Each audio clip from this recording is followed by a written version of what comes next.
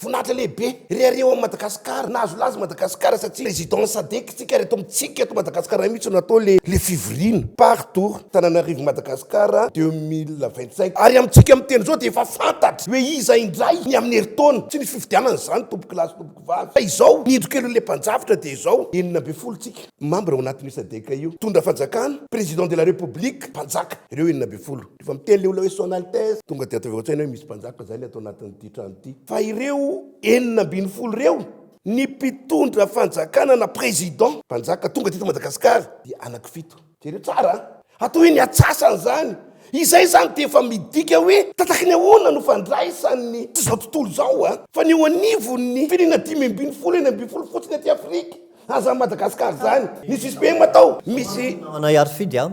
mialatsiny manapaka ny teninao tsika mpanao politika tsika mpamakafaka politika dia nalosy kisarisary teny ny tenany hoe tsisy voafidy fa zao tadidio tsara fa ny Komoro nge zareo komorianina ao anatin'ny Sadek tsy afaka nakaeto Madagasikara satria na ny antony tsy nalohany le latsakemboka sy fampifezana ao anatin'ny Sadek dikan'izany andraso aloha ny dikan'izany dia zao raha ohatra ka tsy neken'ireo firenena 17 eo anivon'ny Sadek ny andraisa Madagasikara ny fivoriam-ben'ny Sadek iny tsy azo natao teto Madagasikara iny fa itsika aza lalovana amin'ny kisarisary teny le izy hoe enao zany samy teny fa tsy voninahitra ao Madagasikara zany nanaovana le Sadek teto